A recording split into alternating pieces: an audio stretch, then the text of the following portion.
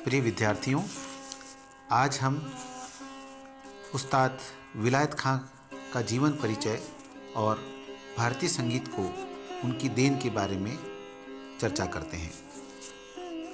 प्रख्यात सितार वादक उस्ताद विलायत खां का जन्म 27 अगस्त सन 1924 को बंगाल में जन्माष्टमी के दिन हुआ था।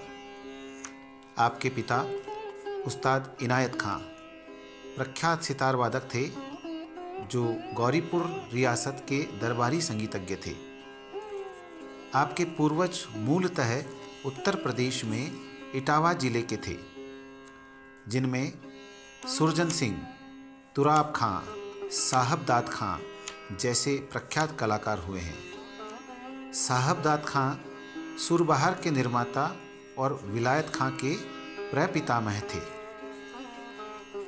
इनका घराना इटावा घराना के नाम से भी जाना जाता है, गौरीपुर घराने के नाम से भी जाना जाता है। 2 वर्ष तक गौरीपुर में रहने के बाद विलायत खां अपने पिता के साथ कलकत्ता चले गए, जहां 10 वर्ष की आयु तक रहकर पिता से गायन और वादन की शिक्षा प्राप्त की।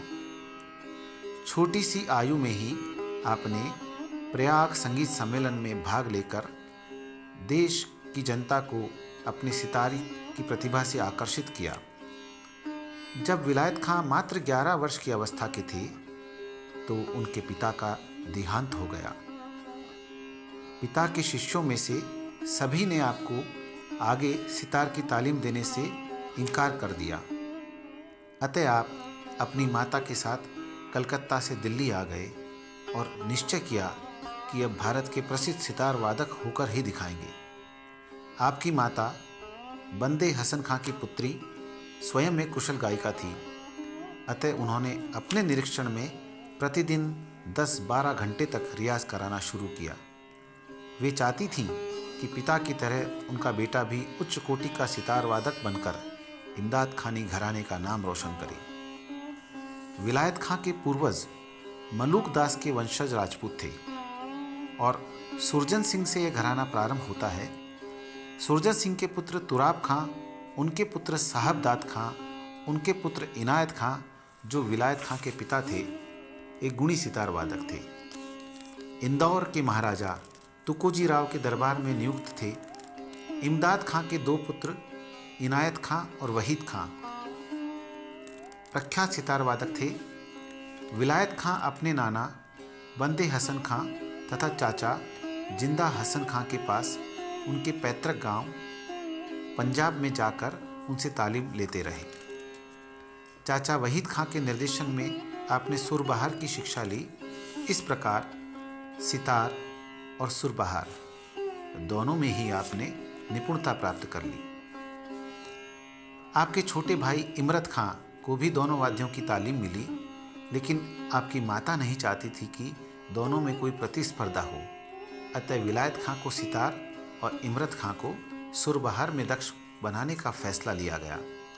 इस प्रकार दोनों भाई मां के निर्देशन में और विभिन्न संगीतकारों से प्रेरणा पाकर रियाज में जुट गए। विलायत खां भी इमरत खां को सुरबहार की तालीम देते रहे। कुछ ही वर्षों में दोनों अपनी कला में निष्णांत हो गए।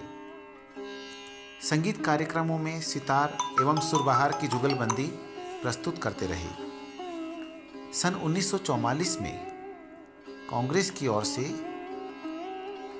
मुंबई में एक संगीत सम्मेलन का आयोजन हुआ, जिसमें विलायत खां को निमंत्रण दिया गया। फैयाज खां, बड़ी गुलाम अली खां, बुंदू खां, अल्लादिया खां, अहमद जान थिरकवा जैसे चोटी के कलाकार इस कार्यक्रम में शिरकत कर रहे थे। विलायत खां के सितार वादन ने सभी कलाकारों और श्रोताओं को आश्चर्यचकित कर दिया। जनता के आग्रह पर तालियों की गड़गड़ाहट के बीच आपको 5 बार मंच पर सितार वादन प्रस्तुत करना पड़ा और इस समारोह के बाद विलायत खां का यश देश में बढ़ता चला गया। न केवल देश में अपितु विदेशों में भी उनकी यश पताका फहराने लगी। विलायत खां का सितार वादन श्रेष्ठ सृजनकर्ता के रूप में स्थापित हुआ। केसर भाई केरकर, जोहराबाई, वहीद खां, मुश्ताक हुसैन खां, अब्दुल करीम खां, अब्दुल वहीद खां, रजब अली खां, अमीर खां, ओंकार नाथ ठाकुर जैसे गायकों के गुण भी इन्होंने आत्मसात किए। उन्हें जहाँ जो कुछ भी अच्छा लगता था उसे ग्रहण करने में कोई हिचकिचाहट नहीं थी। नए रागों के निर्माण में वे दिलचस्पी नहीं रखते थे, फिर भी उन्होंने 2 नए राग सांझ सारावली, जिसमें यमन और बिहाग का मिश्रण है, तथा हेम कल्याण की रचना की। भैरवी उनका सबसे प्रिय राग था। विलायत खां ने कुछ फिल्मों में भी संगीत दिया, जिनमें सत्यजीत रे की जल सागर, मर्चेंट आइवरी प्रोडक्शन की द गुरु और मधुसूदन कुमार की कादम्बरी उल्लेखनीय है। विलायत खां का विवाह बर्दवान के बंगाली ब्राह्मण की पुत्री मोनिशा से हुआ, जिनके एक पुत्र शुजात खां और 2 पुत्रियों का जन्म हुआ। कलकत्ता में आप जिस मकान में रहते थे उसका नाम पड़ोसियों ने सितार ही रख दिया था। इंग्लैंड में उनकी मोटर कार की नंबर प्लेट पर भी सितार अंकित किया गया। शिमला में अपने घर का नाम उन्होंने परी महल रखा और काफ़ी समय वहाँ बिताया। लेकिन मोनिशा से विवाह विच्छेद होने के बाद दूसरी बेगम से पुत्री यमन और पुत्र हिदायत का जन्म हुआ। इसके बाद आपने देहरादून में अपना नया घर बनाया, जिसका नाम रखा सुरबहार। विलायत खां बड़े नफासत पसंद और रईसाना तबीयत के कलाकार थे। वे अपनी पुत्री जिल्ला खान सहित सभी पुत्र पुत्रियों को गायन वादन में निष्णात देखना चाहते थे। स्कूली शिक्षा से वंचित रहते हुए भी विलायत खां अंग्रेजी, हिंदी, बांग्ला, उर्दू, फारसी, अरबी भाषा का ज्ञान रखते थे और अधिकांश समय चिंतन में डूबे रहते थे, सुरों में डूबे रहते थे। आपने सितार के क्षेत्र में अपूर्व यश अर्जित किया। दरबारी कानड़ा में अल्प परिवर्तन करने से उन्होंने अपने पिता और गुरु उस्ताद इनायत खां की स्मृति में इनायत खानी कानड़ा का निर्माण किया, जो विलायत खानी कानड़ा के नाम से भी जाना जाता है। उस्ताद विलायत खां को अनेक सम्मानों से नवाजा गया, जिनमें आफताबे सितार, हाफिज़ अली खां पुरस्कार, भारत सितार सम्राट, कालिदास सम्मान आदि प्रमुख हैं।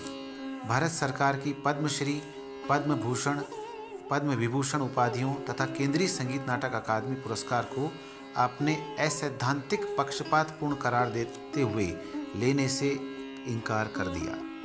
सरकारी तंत्र के पक्षपातपूर्ण रवैये से असंतुष्ट एवं दुखी होकर उन्होंने सन 1952 में आकाशवाणी से अपना कार्यक्रम भी देना बंद कर दिया। उस्ताद विलायत खां के शिष्यों में शुजात खां, निशात और इरशाद, भाई इमरत खां का पुत्र, तथा गिरिराज सिंह, अरविंद पारिक, कल्याणी रॉय, काशीनाथ मुखर्जी, बेंजामिन गोम्स, बिंदु जवेरी के नाम प्रमुख हैं। विलायत खां की बहन नसीरन मसीद खां के भतीजे उस्ताद मोहम्मद खां को ब्याही गई थी, जिनके पुत्र रईस खां ने सितार वादन में अच्छा नाम कमाया, लेकिन वे पाकिस्तान जाकर बस गए। आपके चचेरे भाई शाहिद परवेज़, वहीद खां के पुत्र, आज देश के यशस्वी सितार वादकों में गिने जाते हैं। इस घराने की 7वीं पीढ़ी के ये सब कलाकार सुरबहार और सितार के अलावा गायकी अंग में भी निपुण हैं।